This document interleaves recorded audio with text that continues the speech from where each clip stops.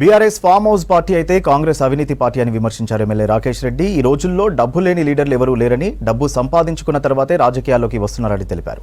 రాష్ట్రంలో ప్రధాన ప్రతిపక్షం బీజేపీయేనని, టీచర్, గ్రాడ్యుయేట్ ఎమ్మెల్సీల కోసం ప్రభుత్వం కొట్లాడేది తమ పార్టీనేనని చెప్పారు. ఉత్తర తెలంగాణ బీజేపీ అడ్డా అని చెప్పారు. సత్తా ఉన్నోళ్లకే బీజేపీ ఎమ్మెల్సీ టికెట్ ఇచ్చిందని, 3 స్థానాల్లో బీజేపీ గెలుపు ఖాయమని ధీమా వ్యక్తం చేశారు ఎమ్మెల్యే.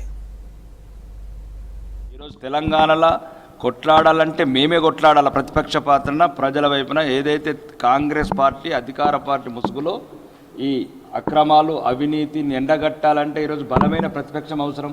ఎవరైతే ప్రధాన ప్రతిపక్షం అనే వ్యక్తి ఎవరైతే ఉన్నాడో ఫామ్ హౌస్లో పడుకున్నాడు, ప్రజలకు అందుబాటులో లేడు, ప్రజలకు కనబడలేడు.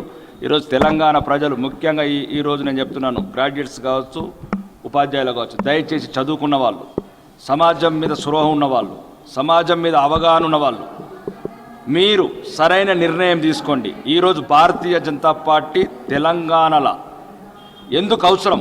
ప్రజల గొంతు అయి నిలవాల్సిన గొంతులు అయ్యి ఫామ్ హౌస్లో పడుకున్న పార్టీ ఒకవైపు, అవినీతి అక్రమాలు చేస్తున్న అధికార పార్టీని ఎదుర్కోవాలా, నిలదొక్కుకోవాలా, మీ సమస్యలన్నీ పరిష్కరించాలంటే భారతీయ జనతా పార్టీని మాత్రం గెలిపించాల్సింది.